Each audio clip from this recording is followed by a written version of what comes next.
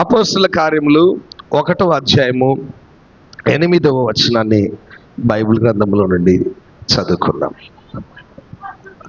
అయినను పరిశుద్ధాత్మ మీ మీదికి వచ్చినప్పుడు మీరు శక్తి నొందెదరు గనుక మీరు యెరూషలేములోను యూదయ సమరయ దేశములందంతటను భూదిగంతముల వరకును నాకు సాక్షులైందురని వారితో చెప్పెను. ఆమేన్, హల్లెలూయా.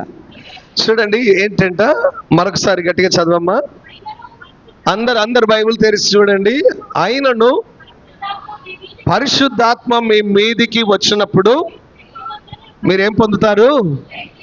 శక్తిని అందుతారు.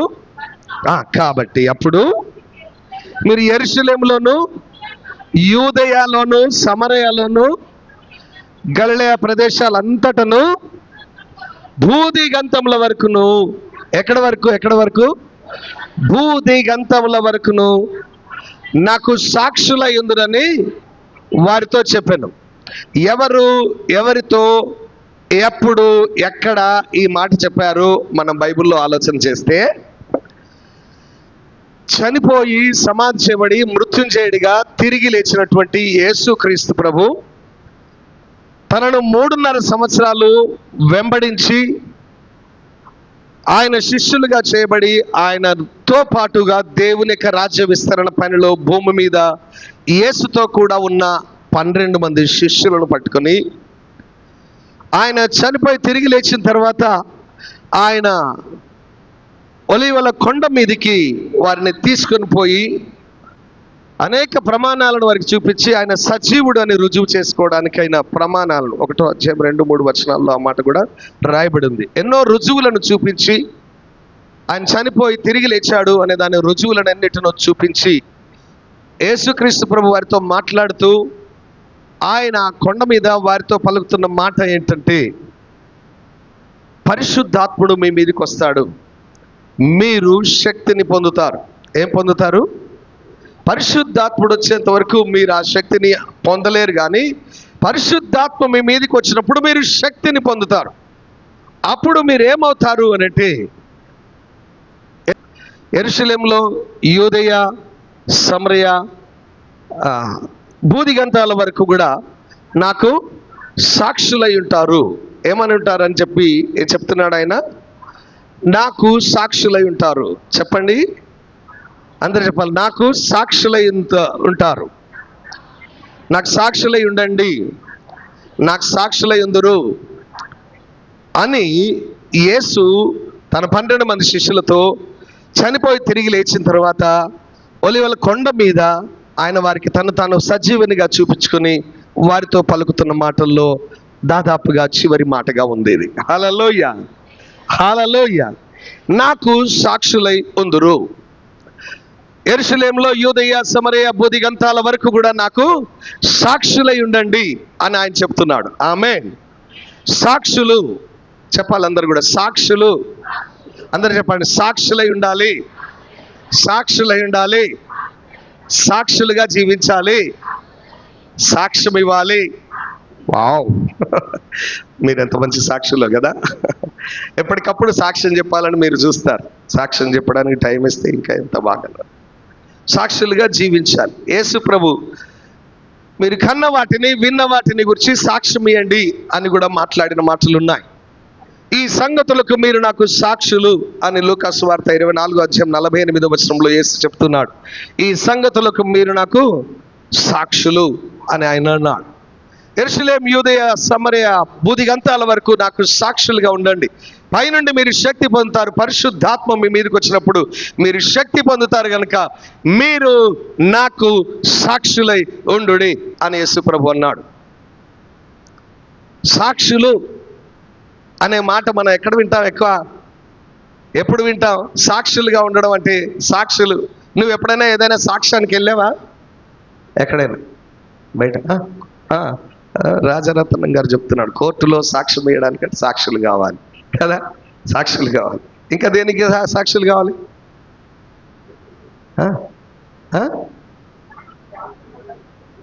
డబ్బులు అప్పులు తీసుకున్నప్పుడు సాక్షులు కావాలా? ఓకే. షూరిటీ కావాలి సాక్షులు. Okay, surety, security. ఇంకా వివాహం జరుగుతున్నప్పుడు సాక్షులు రండి సంతకాలు పెట్టాలంటారు, సాక్షులు పిలుస్తారు. ఒక 2 సాక్షులు రండి లేదా 4 సాక్షులు రండి, ఇటు నుండి అటు నుండి అని పిలుస్తారు. Very good. ఇంకా చూడండి, విక్రయాలు చేస్తున్నప్పుడు, భూమి కొనుగోలు, ఇల్లు కొనుగోలు చేస్తున్నప్పుడు సాక్షులను తీసుకెళ్లి సంతకాలు పెట్టిస్తారు. సాక్షులు కావాలి. ఫస్ట్ ఏదో చెప్పారు, కోర్టులో. Okay, very good. కోర్టులో సాక్ష్యం కావాలి. ఎప్పుడైనా కోర్టులో సాక్ష్యానికి వెళ్ళారా ఎవరికైనా? బా, మీరెంత గ్రేట్. ఓకే, అబద్ధ సాక్ష్యానికి వెళ్ళారా? నిజమే. సరే, ఏంటంటే కోర్టులో కానీ, పోలీస్ స్టేషన్లో కానీ, జరిగిన పంచాయతీలో కానీ ఎక్కడైనా సాక్షులుగా వెళ్ళాలంటే కొంచెం కష్టమైనటువంటి పని కూడా అయి ఉంటుంది కొన్నిసార్లు. విశ్వాసిగా నీ విషయంలో అది కొంచెము చేయదగినదిగా కొన్నిసార్లు ఉంటుంది, చేయలేనిదిగా కొన్నిసార్లు ఉంటుంది. ఏదో ప్రమాదం జరిగితే దానికి పోలీస్ విట్నెస్గా, సాక్షులుగా ఉండాల్సి ఉంటుంది. సాక్షిగా ఉండడం అనేది చాలా ప్రముఖమైన పని, ప్రాముఖ్యమైన పని. అది డైవర్ట్ అయ్యేటువంటి, అంటే ఇటు అటు తొలగిపోయేటువంటి పని కూడా. కొన్ని కేసులకు సాక్షులుగా ఉన్నటువంటి వారిని ఇతరులు ఏం చేస్తారు అంటే వారిని డబ్బిచ్చి లేదా లంచం ఇచ్చి వారిని కొనేస్తారు. సాక్షులకు డబ్బులు ఇచ్చేస్తారు. ఆ తర్వాత సాక్ష్యం లేకుండా అయిపోయింది అనుకోండి, ఏమవుద్ది? కోర్టులో అబద్ధమే గెలుస్తుంది కదా. కోర్టులో అబద్ధ సాక్ష్యం ఉంటుంది, నిజమైన సాక్ష్యం ఉంటుంది. మీరు ఏదైనా పంచాయతీలో సాక్షిగా వెళ్ళాల్సి వచ్చినప్పుడు ఎంతమంది వెళ్ళగలరు? మీరు వెళ్ళలేరా? రాజరత్నం గారు చేతి ఎంతమంది వెళ్ళగలరు? వెళ్తే మరి ఉద్యోగం కూడా పోవచ్చు కదా. ఎంతమంది సాక్షులుగా ఉండగలరు పంచాయతీలో? బా, మీరెంత మంచిగా. సరే, ఓకే, మీదే పంచాయతీ, మీకు ఎంతమంది సాక్షులు అవసరం పడ్డప్పుడు మీకు కావాలి? ఎంత దొంగలంటే, మీరైతే ఒకరికి సాక్ష్యం పలకడానికి వెళ్ళలేరు, కానీ మీకైతే రావాలి కదా. అబ్బా, బడి మంచి వాళ్ళు మీరు కదా. మీరెవరికి సాక్ష్యం పలకడానికి వెళ్ళడానికి మీకు ఇష్టం ఉండదు, కష్టమే అది కదా. లేదు, నేనే ఖర్చులన్నీ పెట్టుకుంటా అంటే కూడా కష్టమే అది. కానీ నీకు రావాలంటే మాత్రం నువ్వు వాళ్ళని వెళ్ళి బతిలాడి ఇంకా ఏ రకంగానైనా తీసుకెళ్ళాలి నీకు అవసరం పడ్డప్పుడు కదా. ఇది లోక సంబంధంగా ఒక సాక్షులుగా ఉండేటువంటి విషయం. యేసు ప్రభు ఏమన్నాడంటే, నాకు మీరు సాక్షులై ఉండుడి అన్నాడు. ఆయన చనిపోయాడు, సమాధి చేయబడ్డాడు, 3వ దినాన మృత్యుంజయుడిగా తిరిగి లేచాడు అన్న దానికి సాక్షులుగా అవ్వాలి. హల్లెలూయా, హల్లెలూయా. ఆయన శిలువలో మనుషులందరి పాపాల కొరకు చనిపోయాడు, సమాధి చేయబడ్డాడు, 3వ దినాన మరణాన్ని గెలిచి మృత్యుంజయుడిగా తిరిగి లేచాడు అన్న దానికి సాక్షులు కావాలి. యేసు ప్రభు వారితో మాట్లాడుతూ, ఈ సంగతులకు మీరే నాకు సాక్షులు, మీరు నా కొరకు సాక్షులై ఉండండి, భూదిగంతాల వరకు నాకు సాక్షులుగా ఉండాలి మీరు అని ఆయన కోరుకుంటున్నాడు. సాక్షులు అని. యేసు ప్రభుకు సాక్షిగా ఉంటావా? ఎవరికైనా సాక్ష్యం వెళ్ళడానికి కష్టం కదా. మరి యేసు ప్రభుకు సాక్షిగా ఉండాలంటే అది ఎలా కుదురుతుంది? చూసావా నువ్వు యేసు ప్రభు సిలువ వేయబడ్డది చూసావా? ఆయన యేసు ప్రభు సిలువలో పలికిన 7 మాటల గురించి నువ్వు ధ్యానం చేస్తున్నావు. గుడ్ ఫ్రైడే రోజు బాగా ప్రసంగాలు కూడా విన్నా, కానీ నువ్వు విన్నావా? నువ్వు చూసావా? చూచి విని అక్కడుంటే నువ్వు ఒక సాక్షిగా పనికొస్తావు. మరి నువ్వెలా సాక్షి అవుతావు? ప్రియమైన వాళ్ళ, యేసుప్రభు ఆ 12 మందిని నాకు సాక్షులుగా ఉండండి అన్నాడు. ఆ 12 మంది సాక్షులుగా ఉండడానికి ప్రారంభించారు. వారు తిరిగారు. వారిలో పిరికి వారు ఉన్నారు. పేతురు ఎంతో భయస్థుడిగా ఉన్న పరిస్థితులు కూడా ఉన్నాయి. వాస్తవంగా ధైర్యవంతుడే కావచ్చేమో, కానీ పరిస్థితులను బట్టి పిరికివాడుగా, భయస్థుడిగా కొన్ని పరిస్థితుల్లో కనబడ్డాడు.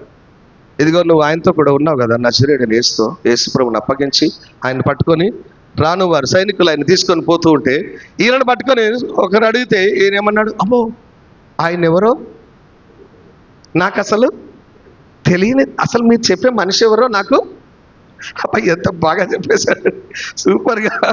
నాకు తెలియదు. ఇంకొకడు వచ్చన్నాడు, నువ్వు ఆయనతో ఉన్నావు, నేనెవరో తెలుసా, నువ్వు చెవి నరికినటువంటి మల్కు అనే సైనికుడు చెవి నరికావు చూడు, నువ్వే నరికావు, నేను ఆయన చుట్టాన్ని, నేను చూశాను నిన్ను అక్కడ, నువ్వే అన్న. బాబు, నువ్వు ఎవరిని చూసి ఎవరు అనుకుంటున్నావో నాకు తెలియదు, నేనైతే కాదది. కరాగడ్డిగా చెప్పేస్తున్నాడు. అబ్బా, చూసినోడిని కూడా బురిడి కొట్టిస్తున్నాడు. చూశాను నేను, చెవి నరకడం చూశాను నేను అన్న మల్కు బంధువుని యొక్క బంధువుడు అడుగుతా ఉంటే కూడా కాదు, నేను కాదు, నువ్వు ఎవరిని చూసి ఎవరు అనుకుంటున్నావు, మనిషిలాగా మనుషులు ఎంతమంది ఉండరు, అట్లానే అనేసారు. తర్వాత చూస్తే చిన్న అమ్మాయి కదా, ఎంత చిన్న అమ్మాయి, ఆ అమ్మాయి చిగో ఈయన యేసుతో ఉన్నాడు, నేను చూసా అంటే భయపడిపోయాడు పేతురు. అవునా కాదు? భయపడిపోయాడు. అమ్మాయి, నేను కాదు, నువ్వెవరిని చూసి ఎవరు అనుకుంటున్నావు, నేను కాదని ఎక్కడి నుండి తప్పించుకున్నాను. అబద్ధం ఆడాడు, బొంకాడు అని రాసి ఉంది మనకి. తప్పించుకోవడానికి ట్రై చేశాను. నేను ఆయన శిష్యుల్లో కానీ అని చెప్పే ధైర్యం లేకపోయింది. కానీ తర్వాత ఏం జరిగింది, యేసుప్రభు నాకు సాక్షులుగా ఉండండి అన్నాడు. 2వ అధ్యాయం 32వ వచనం దగ్గరకు చదువుదాం. ఈ యేసును దేవుడు లేపెను. ఆమేన్, హల్లెలూయా. పేతురు 11 మంది శిష్యులతో పాటు నిలబడి అక్కడ ఉన్నటువంటి జన సమూహాలకు, అధికారులకు, పెద్దలకు, శాస్త్రులు, పరిసయ్యులు పెద్ద గుంపే అక్కడ ఉన్నారు. ఒకరిద్దరు కాదు, పెద్ద గుంపే అక్కడికి వచ్చారు. దాదాపు కొన్ని వందల మంది, వేల మంది అక్కడికి వచ్చారు. 3,000 మందికి పైన అక్కడ ఉన్నారు. ఇంకా చాలా మంది ఉన్నారు అక్కడ. వాళ్ళందరి ముందు 11 మంది శిష్యులు నిలబడి ఉంటే దాంట్లో పేతురు నిలబడి గట్టిగా చెప్తున్నాడు, మీరు యేసును సిలువ వేసి చంపారు, దేవుడు ఏందమ్మా చదువమ్మా, ఈ యేసును దేవుడు లేపెను. వావ్, ఏందట, దీనికి మేమందరము సాక్షులము. ఎక్కడికల్లా వచ్చింది ధైర్యం? అంతకుముందు చిన్న అమ్మాయి ముందు కూడా భయపడిపోయిన ఈయన ఇప్పుడేమో మేమందరము సాక్షులం, యేసును దేవుడు లేపెను అని. 3వ అధ్యాయం 15వ వచనం చదవమ్మా. మీరు జీవాధిపతిని చంపితిరి, కానీ ఆమేన్, హల్లెలూయా. చూడండి ఏం చేశారట, మీరు ఏదో నజరేయుడని యేసును చంపాము, ఒక మనుషుని చంపామని మీరు అనుకుంటున్నారు, కానీ మీరు ఎవరిని చంపారు తెలుసా? జీవాధిపతిని చంపారు. దేవుడు ఆయనను మృతులలో నుండి లేపాడు, దీనికి మేమందరము సాక్షులము అని చెప్తున్నాడు. 4:20లో కూడా మేము కన్న వాటిని, విన్న వాటిని చెప్పకుండా ఉండలేము అన్నాడు. 5వ అధ్యాయము 32వ వచనంలో కూడా చూస్తే అక్కడ మేమును దేవుడు తనకు విధేయులైన వారికి అనుగ్రహించిన పరిశుద్ధాత్మయు, ఆమేన్, హల్లెలూయా, మేము సాక్షులమే, పరిశుద్ధాత్ముడు సాక్షియే అని అంటున్నారు. సాక్షులుగా ఉండడానికి భయపడిపోయినటువంటి ఈ పేతురు శిష్యుల బృందంతో కలిసి ఆయన ఏం చేస్తున్నాడు తెలుసా? మేము సాక్షులము అని ధైర్యం వచ్చేసింది చెప్తున్నా. ప్రియమైన వాళ్ళని, 1 కొరింథీ పత్రిక 15వ అధ్యాయం చూడనక్కర్లేదు, రాసుకుంటే లేదంటే మీరు గుర్తుపెట్టుకుంటే సరిపోద్ది. 4, 5, 6 వచనాల్లో ఏం రాయబడిందంటే, ఆయన 12 మందికి కనబడ్డాడు, యాకోబుకి కనబడ్డాడు, కేఫాకి కనబడ్డాడు, 500కి ఎక్కువైన సహోదరులకు కనబడ్డాడు. అందరికీ కడపట్ట పోస్తులుగా ఉన్న పౌలుకు కనబడ్డట్లుగా పౌలు అక్కడ రాస్తున్నాడు. హల్లెలూయా, హల్లెలూయా. గట్టిగా చెప్దాం, 2 చేతులైతే హల్లెలూయా. మీరు ఇప్పుడు మరి ఈ వాక్యాన్ని జాగ్రత్తగా శ్రద్ధగా మీరు వినాల్సింది. ఎంతమంది శ్రద్ధగా వినడానికి ఇష్టపడుతున్నారు? శ్రద్ధగా వినడానికి సిద్ధంగా ఉన్నారు? మీరు అటు ఇటు డైవర్ట్ కావద్దు, మీ మైండ్ తిరిగిపోవద్దు. మీరు ఆలోచన ఇక్కడ పెట్టి వాక్యాన్ని మీరు శ్రద్ధగా వింటే తప్ప ఇక మీదటున్న వాక్యం మీరు అర్థం చేసుకోవాలంటే మీకే ఇంట్రెస్ట్ ఉండాలి. మీ ఇంట్రెస్ట్ని బట్టి మీకు అర్థమవుతుంది. లేదా ఒక 10 మందికి అర్థమైనా happy, I will go. Okay, గుర్తుపెట్టుకోండి. నాకు సాక్షులుగా మీరు ఉండాలి అన్నాడు. సాక్ష్యం ఇవ్వడం గురించి ధర్మశాస్త్రం ఏం చెప్తా ఉంది అంటే, ద్వితీయోపదేశకాండం 17వ అధ్యాయం 5వ వచనంలో రాయబడిన మాట ప్రకారంగా ఏదైనా శిక్ష విధించాలి, ఏదైనా విడుదల కార్యం జరగాలి అంటే దానికి ఏం కావాలంటే 2 లేక 3 సాక్షులు కనీసం ఉండాలి అని వాక్యం చెప్తా ఉంది. చూస్తున్నారు, ఒక సాక్ష్యము సరిపడదు, ఒక సాక్ష్యము సరిపడదు. 5వ అధ్యాయం యోహాను సువార్త 5వ అధ్యాయము, యోహాను సువార్త 5వ అధ్యాయము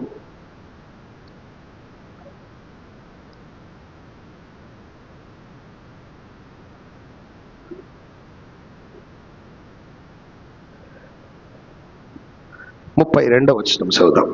యోహాను సువార్త 5వ అధ్యాయము 31వ వచనం చదువుదాం. యేసు ప్రభు చెప్తున్నాడు చూడండి, 30వ వచనం నుండి ఆ పారాగ్రాఫ్ అంతా కూడా మీరు చదివితే చాలా విచిత్రమైన విషయాలు అర్థమవుతాయి. నేనే చదివి వినిపిస్తాను మీకు, ఒకసారి చూడండి. అమ్మ మీకు టైం ఉందా? నాకే టైంని నేను కంట్రోల్ చేసుకోవాలి. 30వ వచనం నుండి, 5వ అధ్యాయం 30వ వచనం నుండి నేను చదువుతున్నాను, జాగ్రత్తగా వినండి. నా అంతటా నేనే ఏమీ చేయలేను, నేను వినున్నట్లుగా తీర్పు తీర్చుచున్నాను. నన్ను పంపిన వాని చిత్త ప్రకారమే నేను చేయగోరుదును కానీ నా ఇష్ట ప్రకారం, నేను చదువుతాను, నా ఇష్ట ప్రకారం చేయగోరును గనుక నా తీర్పు న్యాయమైనది. జాగ్రత్తగా చూడండి. నన్ను గూర్చి నేను సాక్ష్యము చెప్పుకునే ఎడల నా సాక్ష్యము సత్యము కాదు. ఎవరు చెప్తున్నారు ఈ మాట? యేసు చెప్తున్నాడు. నన్ను గూర్చి నేను సాక్ష్యము చెప్పుకునే ఎడల నా సాక్ష్యము, అక్కడ ఏం రాసింది చూడండి, నన్ను గూర్చి నేను సాక్ష్యం చెప్పుకునే ఎడల నా సాక్ష్యము. ఎవరు చెప్తున్నారు ఆ మాట? యేసు చెప్తున్నాడు ఆ మాట. గమనించండి, యేసు ప్రభు తనను గురించి చెప్తున్న మాట ఏంటో ఒక్కసారి మీరు గుర్తుపెట్టుకోండి. నన్ను గురించి నేను సాక్ష్యము చెప్పుకునే ఎడల నా సాక్ష్యము సత్యము. యేసే ఆ మాట అంటే నువ్వంటే నీ సాక్ష్యం కుదురుద్దా? యేసే ఏమన్నాడు? నన్ను గురించి నేను సాక్ష్యం చెప్పుకునే ఎడల నా సాక్ష్యము సత్యం కాదు అన్న ఒక మాట వాడాడు ఆయన. వాడిన సందర్భం ఒకటి ఉందనుకోండి, నీ గురించి నువ్వు సాక్ష్యం చెప్తే అది నిజమవుద్దా? చెప్పండి. నీ గురించి నువ్వు ఎప్పుడైనా నీ గురించి చెడుగా చెప్తావా? అసలు చెప్తావా? ఏం చెప్తావు? నీ గురించి నువ్వు అద్భుతంగా చెప్పగలవు. ఇతరులు చెప్పాలి నీ గురించి, కానీ నువ్వు చెప్పుకుంటే అది దాన్ని ఏమంటారు?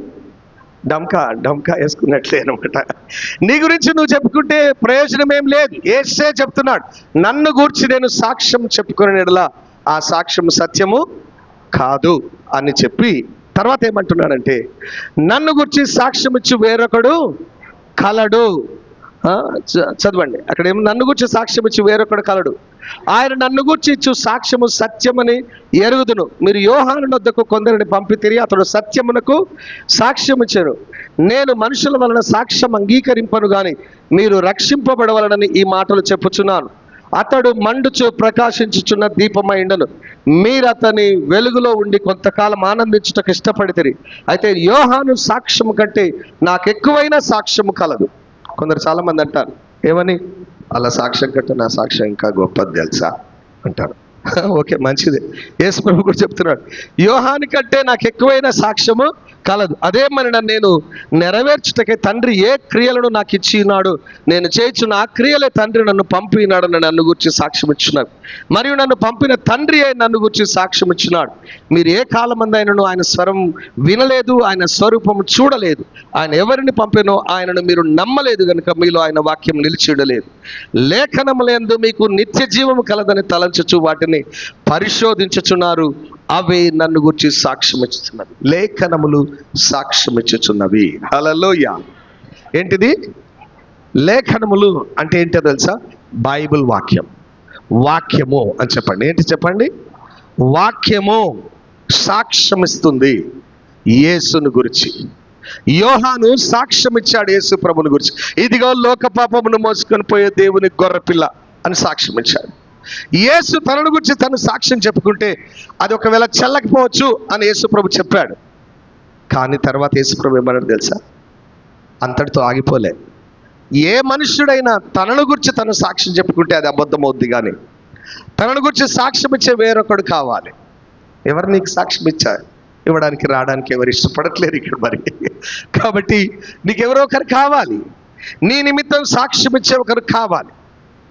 కావడానికై నీవు వారిని కోరుకోవాలి, వారిని ఎన్నుకోవాలి, వారి కొరకు నువ్వు సిద్ధపడాలి. యేసుక్రీస్తు ప్రభు నన్ను గురించి నేను సాక్ష్యం చెప్పుకునే యెడల అది సత్యం కానేరదు అని చెప్పాడు ఆయన. కానీ ఆయన గురించి ఆయన సాక్ష్యం చెప్పుకుంటే కూడా చెల్లుబాటు అయ్యే వ్యక్తిగా యేసు ఉన్నాడు. హల్లెలూయా. 8వ అధ్యాయం 31వ వచనం. 8వ అధ్యాయం ఒకసారి తెరవండి. 8వ అధ్యాయము 12వ వచనం చదువుదాం. 8వ అధ్యాయం 12వ వచనం చదవమ్మా. నేను లోకమునకు వెలుగును. గట్టిగా చదవండి. అది నన్ను వెంబడించువాడు, జాగ్రత్తగా వినాలి మీరు, ఎక్కడ ట్రాక్ తప్పిపోవద్దు, జాగ్రత్తగా వినాలి. యేసుప్రభు ఏం చెప్తున్నాడో తెలుసా? నేను లోకమునకు వెలుగును, నేను నాయుడుపేటకు వెలుగును నువ్వు అన్నావు అనుకో, నిన్నేం చేయాలి? అయితే లైట్లన్నీ ఆర్పేసి నిన్ను కరెంటు పెట్టి వెలిగించాలి అనుకోవాలా? ఏమనాలి? నేను లోకమునకు వెలుగును అన్నాడు యేసుప్రభు. తర్వాత నన్ను వెంబడించువాడు చీకటిలో నడవక జీవపు వెలుగు కలిగి ఉండునని వారితో చెప్పాను. అప్పుడు వాళ్ళు ఒప్పుకున్నారా? తర్వాత చదవండి. నిన్ను గూర్చి నీవే గా. హల్లెలూయా. అసలు యేసే చెప్పాడు ముందు, నేను ఒక్కడిని నన్ను గురించి సాక్ష్యం చెప్పుకుంటే అది సత్యం కాదు అన్నాడు. ఇప్పుడు పరిసయ్యులు వచ్చి ఆయనతో ఏమంటున్నాడు? నిన్ను గురించి నువ్వు సాక్ష్యం చెప్పుకుంటున్నావు, నిన్ను గురించి నువ్వు సాక్ష్యం చెప్పుకుంటే అది చెల్లదు అని వారు అన్నారు. అంటే తర్వాత యేసుప్రభు ఏమన్నా, అవును నేను కూడా చెప్పాను అదే, అందుకే వెళ్ళిపోతున్నా అని వెళ్ళిపోయాడా? లేదు. తర్వాత ఏం చెప్పాడు తెలుసా?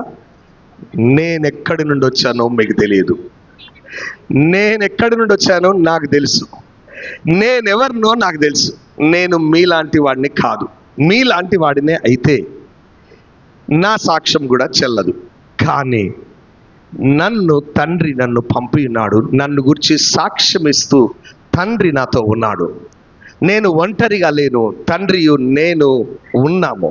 తండ్రి నన్ను పంపి ఆయన చెప్పిన క్రియలే, ఆయన చిత్తమే నేను జరిగిస్తున్నాను కనుక నేను నన్ను గురించి సాక్ష్యం ఇచ్చుకున్నా అది సత్యమే అని ప్రూవ్ చేశాడు. అక్కడ చప్పట్లు కొట్టాలి మీరు గట్టిగా. హల్లెలూయా. ఆయన ఏం చెప్పాడో మీకు ఇది అర్థమైతే తర్వాత స్టెప్ మీకు అర్థం అవ్వాలి. హల్లెలూయా.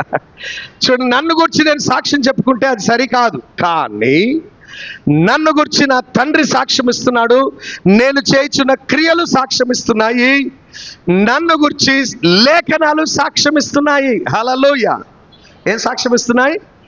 తండ్రి సాక్ష్యం ఇస్తున్నాడు, లేఖనాలు సాక్ష్యం ఇస్తున్నాయి, నన్ను గురించి నా క్రియలు సాక్ష్యం ఇస్తున్నాయి. కాబట్టి నన్ను గురించి నేను సాక్ష్యం చెప్పుకున్నా అది సరియే. హల్లెలూయా, హల్లెలూయా అని యేసుక్రీస్తు ప్రభు గట్టిగా వారితో చెప్పాడు. ఇక్కడ యేసు ప్రభు ఏం కోరుతున్నాడంటే, నన్ను గురించి సాక్ష్యం ఇచ్చే వేరొకడు కలడు, నన్ను గురించి లేఖనాలు సాక్ష్యం ఇస్తున్నాయి, నన్ను గురించి నన్ను పంపిన తండ్రి సాక్ష్యం ఇస్తున్నాడు. ఇంతమంది సాక్షులు ఉండగా యేసు ప్రభు ఆయన చనిపోయి తిరిగి లేచి ఆ ఒలీవల కొండ మీద ఉండి తన శిష్య బృందంతో ఏం చెప్తున్నాడంటే, మీరు నాకు సాక్షులై ఉండండి అని. హల్లెలూయా, హల్లెలూయా. మీరు నాకు సాక్షులై ఉండండి అని వారితో చెప్తున్నాడు. చాలామంది ఈ రోజుల్లో తిరుగుతున్నారు, యెహోవా సాక్షులను వచ్చారు. యెహోవాకు సాక్షులు అన్న మాట కీర్తనలో రాసున్నప్పటికీ యేసు ప్రభు స్పష్టంగా మనకిచ్చాడు, యేసు ప్రభువుకు మనం సాక్షులుగా ఉండాలి. యెహోవాకు సాక్షులుగానే ఉండాలి, పరిశుద్ధాత్మకు సాక్షులుగానే ఉండాలి, వాక్యానికి సాక్షులుగానే ఉండాలి. నీ జీవితం ఒక సాక్ష్యంగా ఉండాలి, కానీ యెహోవా సాక్షుల బోధకు సాక్షులుగా ఉండనక్కర్లేదు. హల్లెలూయా, హల్లెలూయా. చూడండి, దేవుని సాక్షిగా, యేసు ప్రభు మరణ పునరుద్ధానాలకు సాక్షిగా ఉండడానికి ఏర్పాటు చేయబడిన వ్యక్తి ఎవరు ఈ ప్రపంచంలో అంటే క్రీస్తు యేసునందు విశ్వాసం ఉంచిన విశ్వాసి. హల్లెలూయా.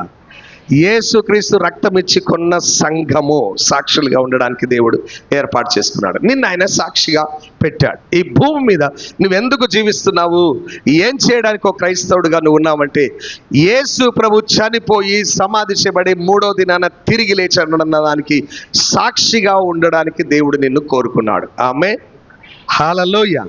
12 మంది శిష్యులకు చెప్పాడు. ఆ శిష్యుల నుండి ఆ శిష్యులకి, వారి నుండి మన దగ్గర దాకా ఈ సువార్త వచ్చింది.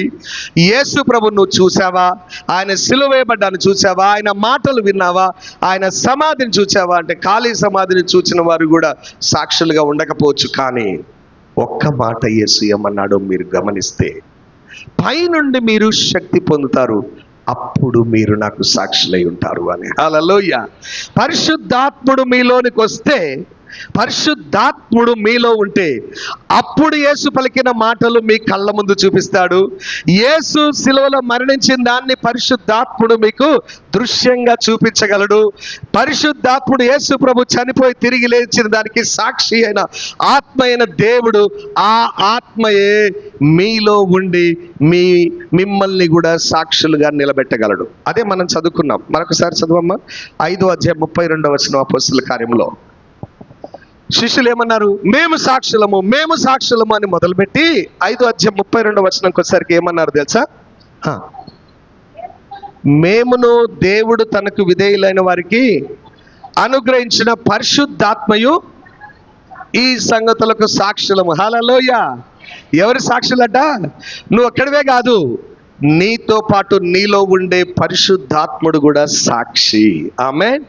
పరిశుద్ధాత్మను బట్టి నువ్వు ఒక సాక్షిగా మారుతున్నావు. దేవుడు తన రక్తము చేత నిన్ను విమోచించాడు. ఆయన రక్తములో నిన్ను కడిగి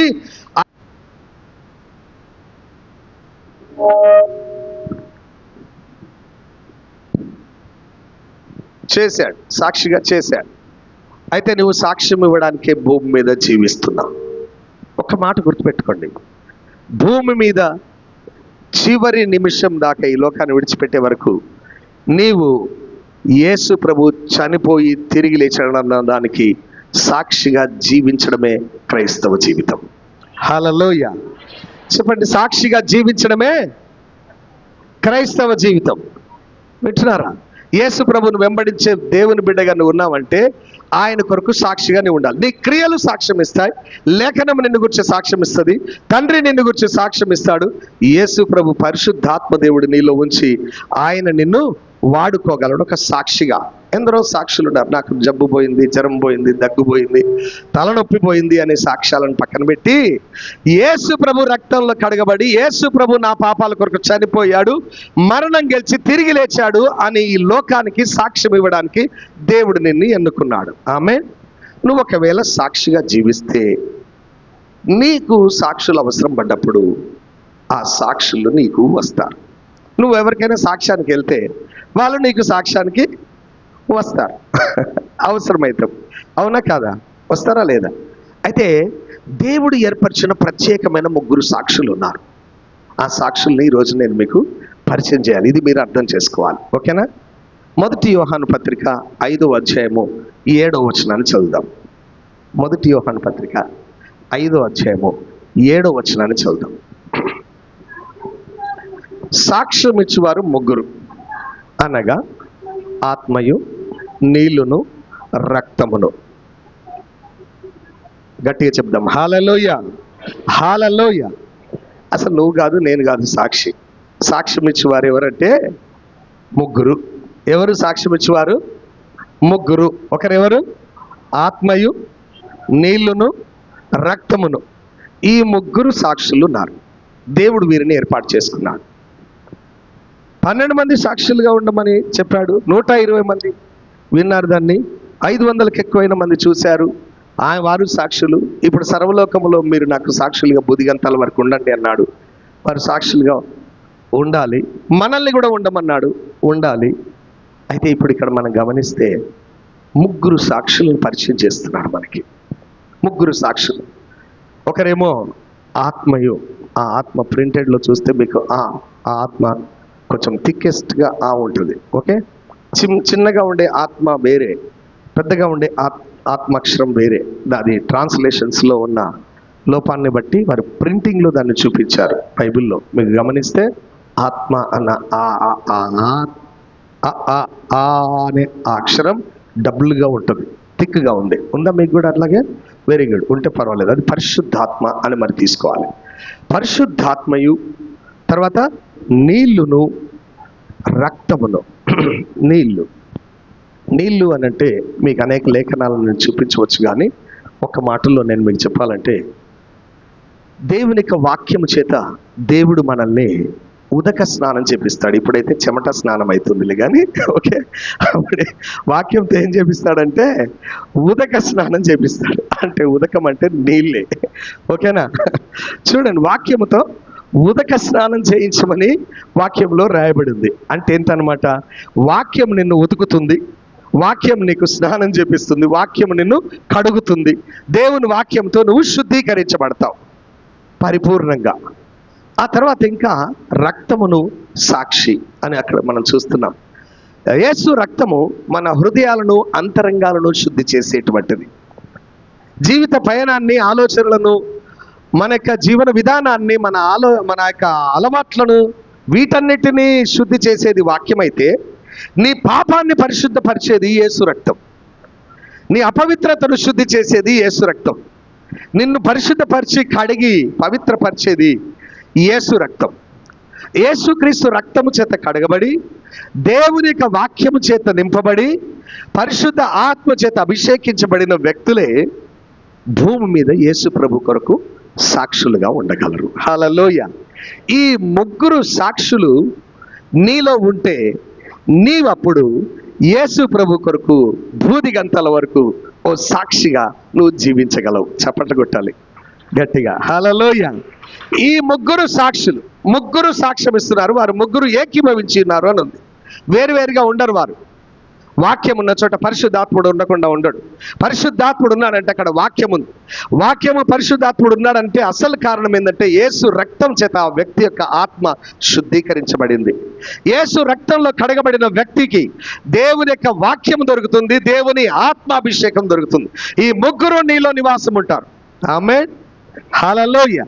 అప్పుడు నువ్వు యేసు ప్రభుకు సాక్షిగా నువ్వు ఉంటావు.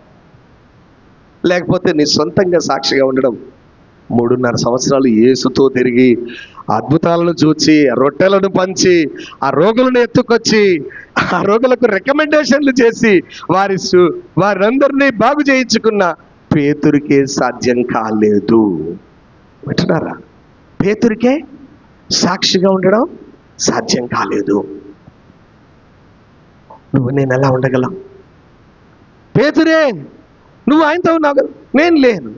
నువ్వే కదా. నేను కానే కాదు. చిన్న అమ్మాయి అంటేనే దాన్ని తప్పించుకొని వెళ్ళిపోయాడే. మన వల్ల ఏమవుతుంది? ఎప్పుడైతే పరిశుద్ధాత్ముడు ఆయన మీదకి వచ్చాడు, అభిషేకం యేసు రక్తంలో కడగబడి పరిశుద్ధాత్మ చేత నింపబడి దేవుని యొక్క వాక్యం చేత వారి యొక్క జీవితాలు నింపబడ్డాయో, అప్పుడు సాక్షులుగా ఉండడానికి ధైర్యంగా ముందుకొచ్చారు. జీవాధిపతిని మీరు చంపితిరి, దేవుడు ఆయనను లేపెను, దీనికి మేమందరము సాక్షులం. చంపుతాం మేము, ఓకే, మేమే సాక్షులం. హల్లెలూయా. మీరు ఏం చేసినా మేము భయపడాం, సాక్షులం అంతే అని మొదలుపెట్టి ప్రకటిస్తూ మన దాకా తీసుకొని వచ్చారు. హల్లెలూయా. ఈ ముగ్గురు సాక్షులు ఉన్నారు, ఆత్మయు, నీళ్లును, రక్తమును. ఆ ముగ్గురు సాక్షులు నీలో ఉంటే నీవు దేవుని బిడ్డవు. యోహాను మొదటి పత్రిక 5వ అధ్యాయం 1వ వచనంలో చూస్తే, యేసే క్రీస్తై ఉన్నాడని నమ్ము ప్రతివాడును, ఇటు చూడండి, యేసే క్రీస్తై ఉన్నాడని నమ్ము ప్రతివాడు దేవుని మూలంగా పుట్టినవాడు. చెప్పండి, దేవుని మూలంగా పుట్టినవాడు. నువ్వు నీ తల్లిదండ్రుల మూలంగా పుట్టావు, కానీ నీ ఆత్మ తిరిగి జన్మించింది, దేవుని మూలంగా పుట్టినవాడు అయ్యావంటే దాని అర్థం ఏంటంటే యేసే క్రీస్తుని నువ్వు నమ్మితే అది జరుగుతుంది. హల్లెలూయా. యేసు సిలువలో చనిపోయాడు, మృత్యుంజయుడిగా మూడో దినాన తిరిగి లేచిన మెస్సయ్య ఆయన అని నువ్వు నమ్మావు అంటే యేసే క్రీస్తుని నమ్మిన వారే దేవుని మూలంగా పుట్టినవారు, వారు రక్తం వలన శరీరేచ్ఛ వలన పుట్టినవారు కారు, వారు దేవుని పిల్లలు అని యోహాను 1:13 చెప్తా ఉంది. దేవుని మూలంగా పుట్టిన వాడు పాపము చేయజాలడు అని కూడా వాక్యంలో వ్రాయబడి ఉండడాన్ని మనం చూస్తాం. దేవుని మూలంగా పుట్టిన నీలో ఈ ముగ్గురు సాక్షులు నీలో నివాసం ఉంటారు. ఆత్మయు, వాక్యమును, రక్తమును నీలో నిలిచి ఉంటారు. జీవవాక్యం అయిన నీళ్లును నీలో నిలిచి ఉంటారు. ఒక విషయాన్ని నేను చెప్పి ముగిస్తాను. ఇటు చూడండి, నువ్వు భూమి మీద యేసు ప్రభు కొరకు సాక్షిగా ఉంటే, ఉండడానికి నీలో పనిచేసిన ఈ ముగ్గురు సాక్షులు నీలో ఉంటే నీకేం ప్రయోజనం అంటే, ఒకరోజు ఈ భూమి మీదని విడిచిపెట్టి వెళ్ళిపోతావు. వెళ్ళిపోయినప్పుడు అక్కడికి వెళ్ళగానే అక్కడ ఏమంటారు అంటే, ప్రభువా ప్రభువా నేను అని నువ్వు చెప్తావు. ప్రభువా ప్రభువా నేను, నన్ను గుర్తుపట్టలేదా? కల్వరి ప్రార్థన మందిరం సంఘ సహవాసి విశ్వాసి పెద్ద సంఘ పెద్ద ఓ మస్తు చెప్తావు నువ్వు. అక్కడికి పోగానే ఏమని, ప్రభువా ప్రభువా నేను, నన్ను గుర్తుపట్టలేదా అంటావు. ఆయన ఏమంటాడు తెలుసా? నువ్వెవరో నాకు తెలియదు. హల్లెలూయా. ఎవరు కావాలి అప్పుడు? సాక్షులు కావాలి. నువ్వెవరో. హల్లెలూయా హల్లెలూయా. ఆత్మయు, నీళ్లును, రక్తమును నీలో ఉండి భూమి మీద సాక్షిగా నువ్వు జీవిస్తే సాక్షులు వచ్చి పక్కన అక్కడ నిలబడతారు. ప్రభువా మేము సాక్ష్యం ఇస్తున్నాం, ఈ కుమారుడు లేదా ఈ కుమార్తె నీ సాక్షియే అంటే అప్పుడు నీకేమవుద్ది? ఎంట్రన్స్ దొరుకుద్ది. హల్లెలూయా హల్లెలూయా. నువ్వు ఇక్కడ ఆయనకు సాక్ష్యం ఇస్తే, సాక్షిగా జీవిస్తే, తీర్పు దినాన నీ పక్కన సాక్షుల చితికి నిలబడతారు. చప్పట్లు కొట్టాలి గట్టిగా. హల్లెలూయా. నీవు ఆయన కొరకు సాక్షిగా జీవించడం ద్వారా నీకు ఆయన సాక్షులను అక్కడ ఏర్పాటు చేసి పెడతాడు ఆయన. ఆమేన్. ఆ సాక్షులు లేరనుకో, నువ్వెవరో నాకు తెలియదు, ఇదిగో వీడిని కటిక చీకటి గల బిలంలోనికి తీసుకొని పండి అంటే రెడీగా ఉంటారు లాక్కొని పోవడానికి. సాక్షులు నీకు అవసరం. నువ్వు సాక్షిగా జీవిస్తే దేవుడు నీకు ఏర్పాటు చేసిన ముగ్గురు సాక్షులు నీలో ఇప్పుడు నుండి పని చేయడం ప్రారంభిస్తారు. నీలో పని చేస్తూ నువ్వు ఈ లోకాన్ని విడిచిపెట్టినప్పుడు ఆ ముగ్గురు సాక్షులు నిన్నేం విడిచిపెట్టరు. నీకు సాక్ష్యం ఇచ్చే సమయం అక్కడికి రాగానే అక్కడ నిలబడతారు వారు. ఆమేన్. హల్లెలూయా హల్లెలూయా హల్లెలూయా. జీవిస్తావా యేసుకు సాక్షిగా? మీరు నాకు భూదిగంతాల వరకు సాక్షులుగా బైబిల్ పట్టుకోవడానికే, యేసే నమ్ముకున్నామని చెప్పుకోవడానికే, అమ్మో ఎవరు ఏమనుకుంటారో అనే అలవాట్లను ఆచారాలను విడిచిపెడితే ఎలా అనే ఆ కుంచిత స్వభావంతో నేను ఆగిపోతే నీ కొరకు సాక్షులు ఉంటారా? నీవు ఆయన కొరకు భూమి మీద ఒక సాక్షిగా జీవించలేకపోతే, అన్యజనులైన నీ బంధువుల ముందు నువ్వు సాక్షిగా జీవించలేకపోతే, అన్యజనులైన నీ చుట్టూ ఉన్న వారి మధ్య నువ్వు సాక్షిగా యేసు ప్రభువును దేవుడు, సజీవుడు, జీవం గల దేవుడు, నా పాపాలను క్షమించాడు, నన్ను తన రక్తంలో కడిగాడు, ఆయన నా కొరకు చనిపోయి తిరిగి లేచాడు, సర్వలోక పాప పరిహారి ఆయన అని ఆయన కొరకు నువ్వు సాక్షిగా జీవించలేకపోతే నీ కొరకు సాక్షులు వస్తారా? నీ కొరకు సాక్షులు వస్తారా? ఆలోచించు. ఈరోజే మనసు మార్చుకో. ఎన్ని చోట్ల నువ్వు దేవుణ్ణి పక్కన పెట్టావు, ఎన్ని పరిస్థితుల్లోనూ వాక్యాన్ని పక్కన పెట్టావు, ఎన్ని పరిస్థితుల్లోనూ పరిశుద్ధాత్మను పక్కన పెట్టావు, ఎన్ని పరిస్థితుల్లోనూ యేసు రక్తాన్ని దాటేసుకొని పోయావు. ఏం కాదులే, కాంప్రమైజ్, ఇప్పటికి నడిపిద్దాం, ఇలా ఓకేలే, క్షమిస్తాడులే, పర్వాలేదులే అనుకుంటూ ఎన్నిసార్లు స్కిప్ అయిపోయావో ఒక్కసారి ఆలోచించి ఇక మీదటైనా ఇప్పుడైనా ఈ సంగతులకు ఆయన సాక్షిగా నువ్వు జీవించడం ప్రారంభిస్తే పరిశుద్ధాత్మయు నీళ్లును రక్తమును సాక్ష్యమిచ్చే ఈ ముగ్గురు నీలో నివాసం ఏర్పరచుకుంటారు, నీతో నడుస్తారు, నిన్ను సాక్షులుగా వాడుకుంటారు. నువ్వు విడిచిపెట్టినప్పుడు తీర్పులో నీ ప్రక్కన వచ్చి నిలబడి నీ కొరకు నా కుమారుడే, నా కుమార్తె, నా బిడ్డయే అని సాక్ష్యం ఇస్తారు. పశ్చాత్తాపడు, మనసు మార్చుకో. ప్రభువా, నేను ఇప్పటి నుండి నీకు సాక్షిగా నేను జీవిస్తానని ఓ తీర్మానం చేసుకో. మోకరించండి, కళ్ళు మూసుకొని ప్రార్థన చేసుకుందాం.